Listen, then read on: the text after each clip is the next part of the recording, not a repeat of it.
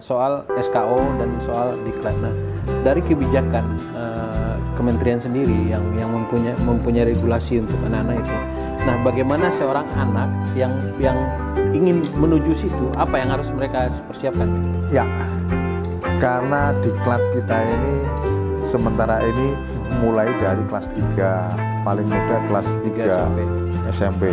Kecuali ada keajaiban dulu Egi itu dari kelas 1 SMP. kelas 3, karena kelihatan ya? Potensinya kelas itu 3. Jadi langsung kita dulukan aja.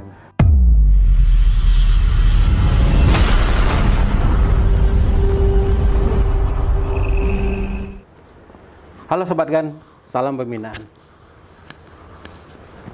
Kali ini kita akan berbincang-bincang dan mendapatkan kehormatan bertemu dan berdiskusi, berbicara soal pembinaan sepak bola khususnya dengan Bapak Raden Isnanta.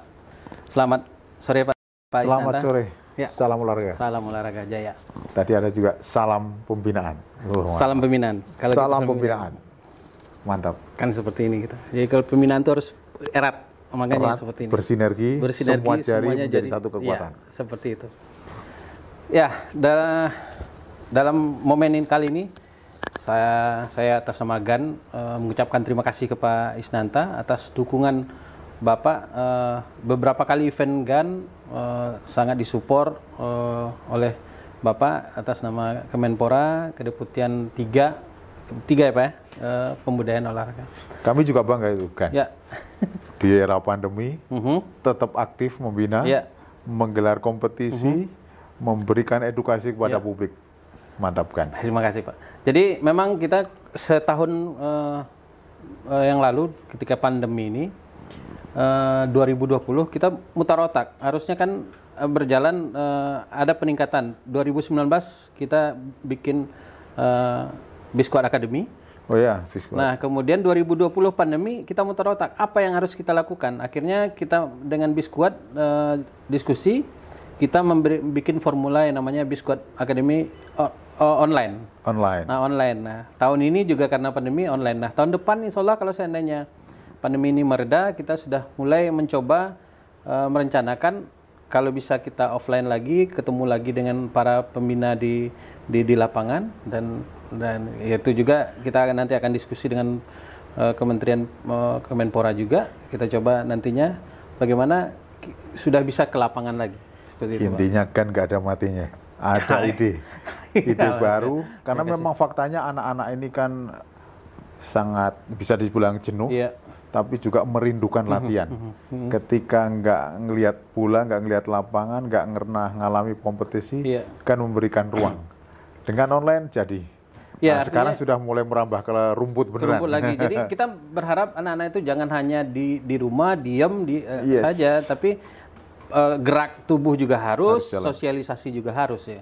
Nah, oke Pak Isnanta, kita mulai diskusi soal ini kan kita dalam ranah pembinaan. Yes. Nah, Pak Isnanta sendiri ini udah tahun keberapa nih di Kedeputian ini Pak?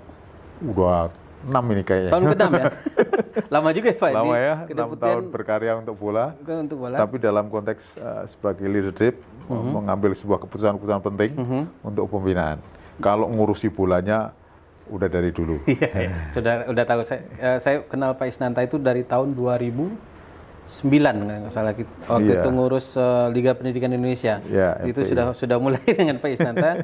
Waktu itu Bapak di Asdep, waktu Asdep Sentra Olahraga, yang membawai SKO, membawai PPLP. Nah, sekarang tetap masih di situ, tetapi dalam posisi deputi yang harus mengambil kebijakan-kebijakan penting, khususnya pembinaan. Dan SKO itu di bawah kedeputiannya Bapak? Yes. Sekarang ya. Oke, dari awal, misalnya kan dari SKO naik ke ini, kira-kira garis apa yang selama ini Bapak ambil untuk hal dalam pembinaan ini, Pak? Ya, sebetulnya sebelum ngomong saya sebagai SKO, berawal ya tahun mau mulai jadi PNS lah. Sesungguhnya kita pernah memberikan ide-ide baru dalam konteks pembinaan diklat. waktu itu cukup terkenal sepak bola itu ada diklat Salatiga, ada diklat di Makassar, ada di SKO Ragunan, ada di Medan, ada di mana-mana. Mungkin banyak orang tahu Bambang Pamungkas, Kurniawan. Ya, kemarin kita Kurniawan diskusi apa ya? Dengan podcast dengan Kurniawan juga. Bagian dari produk dari Salatiga, yang itu bagian dari kedeputian kita. Zaman dulu masih Dikbud kita punya. Masih Dikbud ya? Masih Dikbud, kami juga berada di sana. Kita kembangkan waktu itu satu persatu nambah jumlah diklat itu. Memang paling tua itu Salatiga, tempatnya Kurniawan dan Bambang Pamungkas itu kan. Kemudian 77. Awalnya 77 ya? Akhirnya diklat itu bertambah. Dan terobosan kami salah satu waktu itu juga saya masih menjadi staf bersama pimpinan kami, bersama PSSI kan termasuk meluncurkan Primavera dan Bareti. Jadi atlet-atlet dari diklat-diklat itu jadi antara pemerintah dan federasi waktu itu cukup kuat banget. Nyambung dengan diskusi kami kemarin dengan Kurniawan juga seperti itu. Jadi begitu, ya? Dia itu dari Salatiga kemudian pindah ke Ragunan, dari Ragunan ikut seleksi Primavera dan itu juga diambil dari diklat-diklat seluruh Indonesia. Nah sekarang diklat 3 itu termasuk kita buat kompetisi antar diklat, kejuaraan antar diklat. Jadi itu rutin setiap tahun. Nah lama-lama diklat ini sementara tidak akan tambah dulu, kita akan fokus meningkatkan mutu. Kualitas. Tidak kuantitas tapi kualitas dulu. Kualitas. Sebetulnya sesungguhnya Indonesia itu punya bakat di berbagai daerah. Bicara bola 34 provinsi dah. Kita nggak bisa ngomong hanya milik Salatiga, miliknya Medan, Papua dan begitu. Sekarang kita punya Witan juga dari Sulawesi Sulawesi Tengah. Mungkin Sadil kalau nggak salah Sulawesi Tenggara. Artinya kemarin juga kita punya Komang Teguh dan itu dari Bali. Jadi kita Indonesia itu luar biasa bakatnya, maka kami pun terus mengembangkan ketika para SSB ini tidak ada kompetisi. SSB kan tidak hanya yang berafiliasi di PSSI ya, banyak sekali SSB yang tumbuh di masyarakat yang tanda kutip ala kadarnya, tapi dia jelas melakukan pembinaan. Akhirnya kita gulirkan Piala Menpora. Kira-kira ketika saya jadi Deputi itu, itu mulai dari 2016-17 kalau nggak salah di kabinet yang dulu sebelumnya barang kecil dengan peserta jumlah kecil, mulai dari kelompok U14 waktu itu, kemudian hanya beberapa provinsi, akhirnya berkembang menjadi tambah provinsi, kemudian kita kembangkan di U12, terus U16, bahkan mahasiswa juga kita berikan ruang, waktu itu U21. Nah, itu dari Menpora itu apakah memang menjadi feeder untuk PPLP atau kan nanti ada juga kita ada isu apa namanya SKO yang seperti itu. Nah itu apakah ada garis waktu itu dari Piala Menpora ke SKO dan ini atau PPLP? Sebetulnya enggak, garis lurusnya itu begini. PPLP ini kan sifatnya nasional, diklat-diklat itu yang potensi di setiap provinsi terdekat. Kemudian kalau di Ragunan, SK Ragunan itu nasional dari berbagai provinsi. Itu orientasinya untuk menyiapkan ke pelajar Asia dan juga memberikan stok segar kepada federasi untuk usia-usia muda. Jadi tidak heran kalau banyak yang pemain-pemain top itu dari situ. Ya, contohnya orang banyak kenal anak-anak sekarang seperti Witan, seperti Egi, ini kita cetak untuk go internasional. Jadi yang lain pun kita ingin membuat produk-produk diklat tadi go internasional. Kalau Liga 1, Liga 2 pastilah mereka akan menjadi warna tersendiri. Tapi kita harus go internasional selayaknya Egi Witan gitu ya. Jadi antara diklat dan PPLP ini kan sama, cuman penamaannya beda. Kalau dulu kita namanya diklat ya, kalau zaman kita diklat. Nah, ini kan diklat ini kalau nggak salah ada yang diklat under Kemenpora, ada juga yang under Pemda atau bagaimana Pak statusnya? Konsepnya dari Kemenpora, cuman sumber pendanaan kita mendorong Pemda untuk mengalokasikan APBD-nya.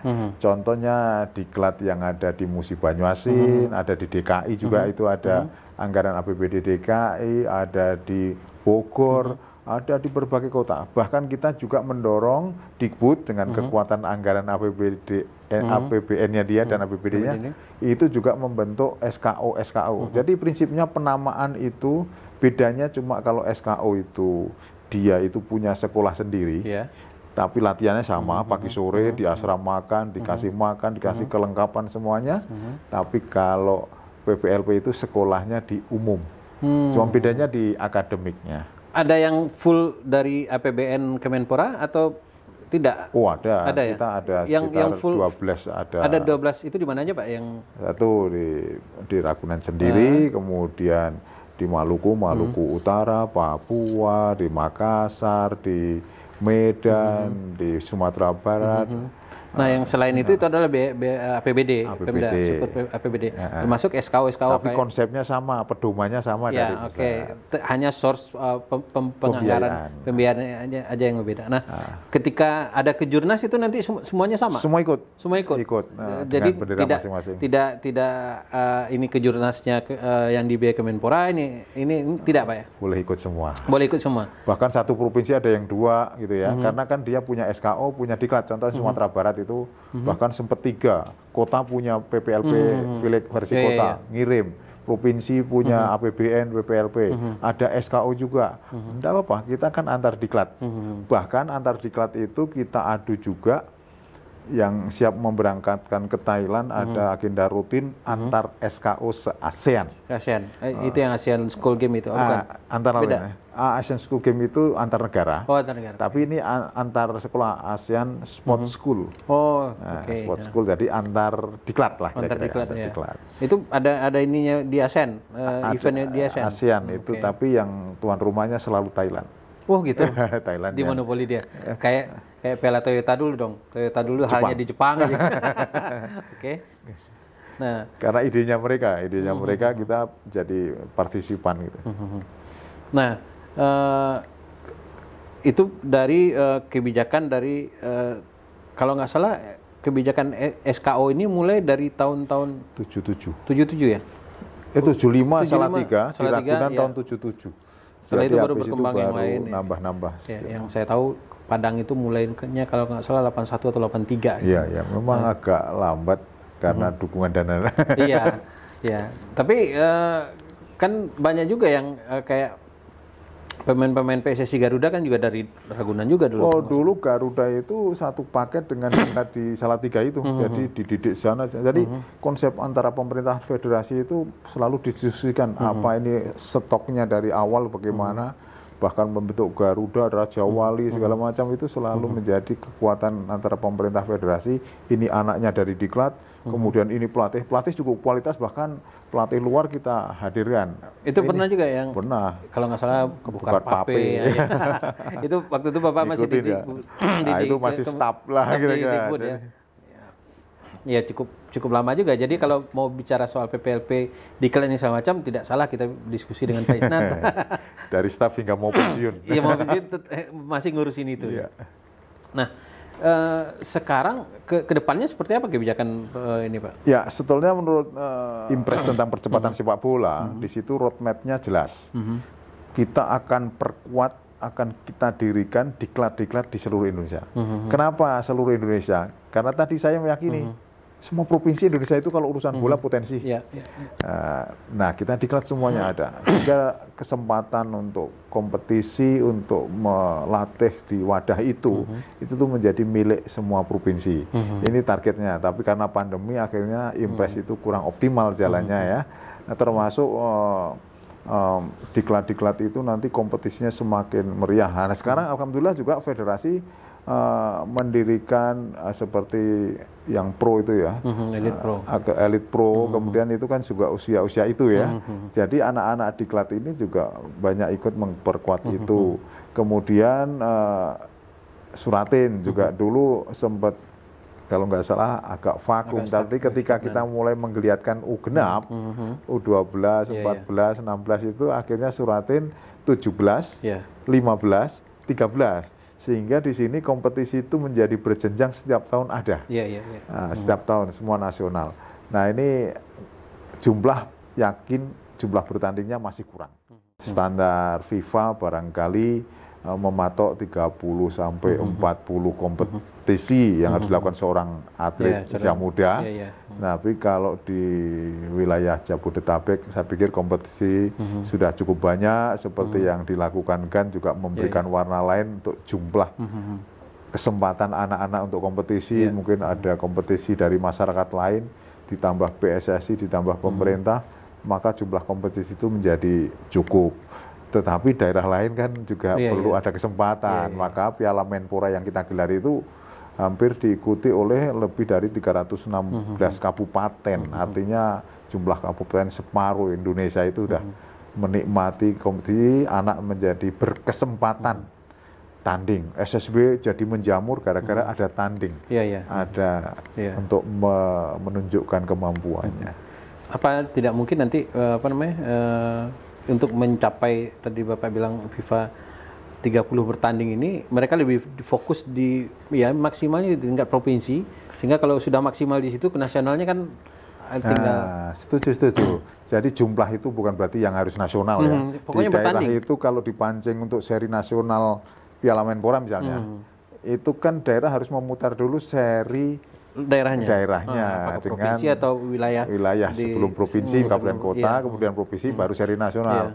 Kalau yang menang terus otomatis jumlahnya terpenuhi karena dari seri. Tapi daerah lain yang di lokal kan, maka saya sarankan untuk melakukan kompetisi. Memang ada banyak pertanyaan, Pak itu kok kadang-kadang cuma sebentar tapi langsung selesai.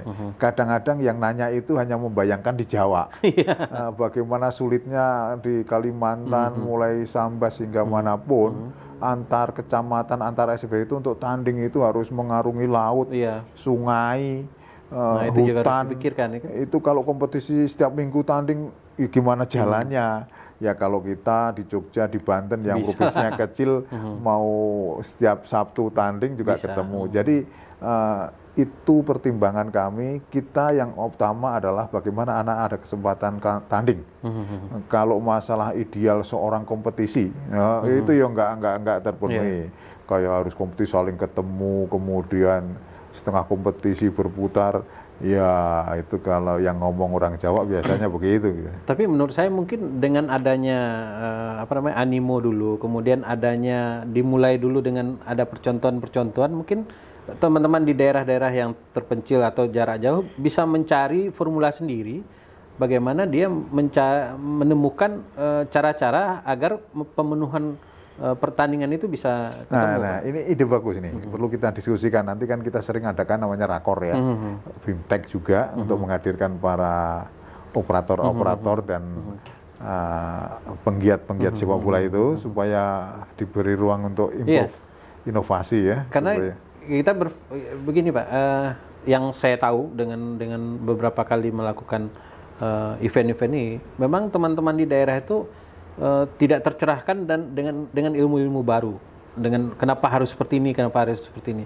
Seperti kemarin kami melakukan di Bali misalnya kan, kita ada bikin yang namanya aturannya 3 terbaik.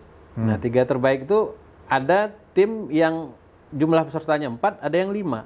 Nah aturan FIFA terbaru kan kalau seandainya urutan terbawah, bertandingan urutan terbawah itu tidak dihitung. Nah itu kan menjadi hal yang polemik kan. Yang seperti itu mereka itu jarang diupdate. Nah sekarang saya mendapatkan diskusi dengan teman-teman di GAN, bagaimana kita mencoba nantinya GAN itu dengan teman-teman di daerah sering berdiskusi. Sekarang kan yang namanya sharing informasi itu udah bisa lewat Zoom ini segala macam, yang sebelum pandemi kita nggak membayangkan akan bisa seperti itu. Nah, bagaimana nanti kita mencoba membuat series diskusi, series workshop yang bisa mencerahkan teman-teman di daerah. Sehingga teman-teman kayaknya kita ini alhamdulillah ya dengan pandemi ini ya ada positif banyak dari sisi teknologi. Jadi yang selama ini menguasai Indonesia itu selalu bayangan kita itu kita panggil, kita jelaskan, kita kirimi brosur, kita kirimi buku. Sekarang ada channel YouTube, ada media informasi yang lain, sehingga kita bisa mudah menyampaikan edukasi itu kepada stakeholder sampai ujung-ujung sana. Nah, termasuk dari channel ini, GAN Channel, Ayo Olahraga Channel, Bola Menoreh Channel. channel apapun harus memberikan edukasi tentang sepak bola. Jadi edukasi tidak hanya sekedar memberi kabar tentang ini lawan ini menang, tapi bagaimana membina, bagaimana mendesain sebuah kompetisi, bagaimana mengatasi berbagai lingkungan yang berbeda, bagaimana mengemas menjadi sepak bola itu industri, meskipun itu industri lokal.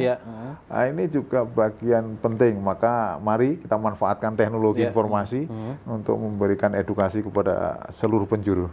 Sekarang kita lagi melakukan pendekatan untuk merubah, memformulasikan sistem pertandingan di tingkat level grassroots dan usia dini. Dan ini kan sebenarnya juga persoalan dari dulu, bagaimana grassroots. Selama ini teman-teman itu kan nggak tahu contohnya seperti apa. Ya kan, contoh percontohannya itu di mana gitu. Nah, dengan teknologi ini kita bisa melakukan percontohan itu dan mereka bisa lihat sehingga mereka bisa tiru. ATM itulah, amati, tiru dan modifikasi, misalnya kan seperti itu. Nah, ini yang kita coba, bagaimana sinergitas antara kementerian, bagaimana dengan swasta dan para penggiat olahraga ini, kita mencari titik temu sehingga perkembangan pembinaan ini ke depan akan jauh lebih baik. Sebelum pandemi saya sudah mencoba membuat ide kreatif terkait industri, tapi terkait sinergi pemberdayaan swasta, pemberdayaan daerah, membuat sebetulnya event ini udah panjang ya, pelajar Asia itu sudah tahun ke-37. Nah, selama ini kita standar-standar aja, gelar, gantian tuan rumahnya Indonesia, Thailand, Malaysia, dan sebagainya. Kemudian kita saat di Indonesia, saya nyoba keluar tidak hanya muter-muter di Jawa. Saya tunjuk Batakan. Waktu Balikpapan. Lalu kita berdayakan potensi Balikpapan. Support dari gubernur, wali kota, Balikpapan, kemudian sponsor, kemudian media. Kita coba kenalkan itu lewat baliho, lewat media tentang event itu. Ternyata di luar dugaan membuat kagum para pengurus ASSF itu di Asia. Indonesia kok bisa nggelar dengan keramaian penonton yang dahsyat, yang kadang sampai memacetkan 7 kilo perjalanan menuju stadion. Itu ya? Nah, bukan masalah macetnya itu, artinya animonya itulah yang ternyata kalau kita kemas dengan cara promosi yang kuat, komunikasi bahwa ini adalah event bla bla bla bla, ternyata membangkitkan masyarakat. Kalau masyarakat bangkit, maka anak muda akan juga ikut bangkit. Saya pengen jadi itu. Kapan saya bisa main di situ. Nah, belum lagi nilai industrinya, bagaimana lingkungan dapat keberuntungan dengan ekonomi pinggirnya, kaki limanya, kemudian penerbangannya, penonton, turisme, semuanya dampak. Nah, sepak bola itu amat strategis untuk menghadirkan industri. Salah seorang top skor Asian School Game itu dipakai di Barito si apa namanya, Rumbiak, Chris Robert Rumbiak. Ya. Nah, kita kembali ke persoalan pembinaan tadi, Pak, soal SKO dan soal diklat. Nah, dari kebijakan kementerian sendiri yang mempunyai regulasi untuk anak-anak itu. Nah, bagaimana seorang anak yang ingin menuju situ, apa yang harus mereka persiapkan? Ya, karena diklat kita ini sementara ini mulai dari kelas 3, paling muda kelas 3 SMP. Kecuali ada keajaiban dulu Egi itu dari kelas 1 SMP. Karena kelihatan potensinya itu, jadi langsung kita dulukan aja nyuri starnya. Nah, menyiapkannya tentu skill ya. Kalau semua pengamat itu mengatakan, tim penilai itu mengatakan kualitas di tesnya ya pasti fisik, teknik, kemampuan yang lain, kesehatannya juga, IQ, emosionalnya juga harus kita lihat, kepribadian, aspek afektifnya itu juga kita lihat, karena harus menjadi atlet besar itu harus luar dalam, harus bagus ya. Nah, itu kita seleksi secara terbuka, dan itu setiap tahun kecuali pandemi kita gelar seperti layaknya mau pendaftaran sekolah baru. Kisaran. Waktu pandemi ini kemarin gimana, Pak? Nah, ini masalahnya, karena kita pertama kita nggak mungkin tes secara fisik langsung.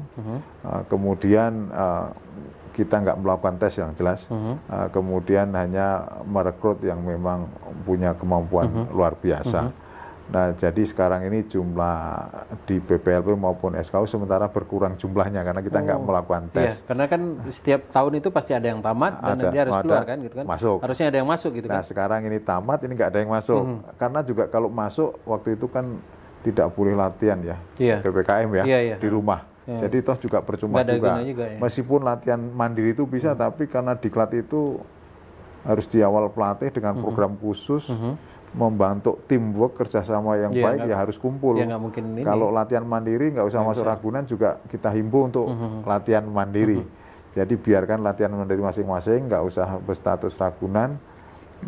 Tapi sekarang mau mulai lagi karena ini sudah terjadi. Berarti ada kemungkinan tahun ini akan habis semua tuh Pak, kan udah 2 tahun nih. Sekarang kelas 2, kelas 3 masih. Sekarang lagi ikut Piala Suratin ini yang sedang digulir. Berarti tahun depan akan banyak dibutuhkan siswa baru atau ini baru di PPLP? Ya, kalau di Ragunan kebetulan ini kan lagi mau dibangun ini. Jadi juga fisik secara fisik ini PU sedang mau renovasi besar-besaran. Mungkin nanti kita lihat dulu kira-kira memungkinkan untuk manggil karena lapangannya juga dibongkar, mau dibangun. Tapi di PPLP tetap seleksi. Yang di daerah-daerah juga gitu? Nah, jalan seleksinya. Karena daerah kan tidak semenakutkan, menegangkan Jakarta ya. Banyak yang sudah merasa bebas dari pandemi, ada yang apalagi di daerah-daerah yang sangat pelosok yang sangat tidak merasakan efek pandemi, tapi yang merasakan ceritanya aja. Nah, artinya bagi adik-adik yang mempunyai keinginan untuk masuk ke PPLP harus mempersiapkan diri, yang tetap mempersiapkan diri. Jangan khawatir dengan tidak terpantau. Sekarang juga salah satu metode yang sudah kita kembangkan akan terus jalan adalah mengirimkan video juga. Jadi jauh dimanapun kalau dia bisa memberikan video, nanti terus kita panggil fisiknya, tekniknya apakah benar sesuai dengan video itu. Tapi modal awal kita katakan ini kayaknya bagus. Tapi terus ada tes tahap berikutnya. Berarti dengan kita melakukan rekaman pertandingan saat kita melakukan festival ini segala macam, itu bisa dijadikan salah satu referensi juga nanti Pak ya? Referensi, karena kan real penampilan kadang dalam pertandingan beda dengan latihan. Dalam kompetisi yang digelar seperti GAN atau kompetisi yang lain itu juga kami akan mengamati rekam jejak masing-masing. Baru ini kita coba merekrut perempuan untuk sepak bola wanita usia 17 lebih. Nah, itu lewat pertama mengirimkan video. Kemudian kita panggil, kita lakukan tes. Ada yang lulus, ada yang tidak. Nah, artinya 2 cara itu bisa kita kombinasikan. Baru aja kita lakukan training 3 bulan, kita lakukan uji coba dan ada event di Jawa Timur. Alhamdulillah final. Kalah di final karena adu penalti. Artinya perempuan juga Indonesia sangat potensi. Bahkan kemarin sudah beruji coba dengan timnas. Yang itu kita juga cuma kalah tipis 1-0. Kita kan juga tertarik untuk bikin festival-festival untuk usia dini yang perempuan, karena yang usia dininya kan masih belum terkotak-kotak dengan laki-laki dan perempuan. Jadi kita bisa campur. Misalnya kita selipin di saat kita melakukan festival di ini, misalnya ada 4 tim atau 6 tim atau 8 tim perempuan SD atau ini kan bisa digabung. Nah, ini mungkin kita bisa bicara lebih lanjut untuk ini, karena kita melihat potensi perempuan untuk maju ini besar di kita. Karena apalagi sekarang kan kita masuk di Piala Asia kalau nggak salah ya. Yang masuk kemarin ya. Tapi ketemu Australia yang peringkatnya 4 dunia ya. 4 atau berapa? 10. Baik, Sobat GAN, demikian dulu pembicaraan kita dengan Pak Raden Isnanta. Sangat menarik pembicaraan kita dan tidak mungkin hanya berhenti di sini. Kita berharap akan ada diskusi-diskusi berikutnya dengan topik yang lebih menarik dengan pendekatan pembinaan usia muda dan usia dini khususnya di Eropa. Baik, salam pembina. Salam pembinaan.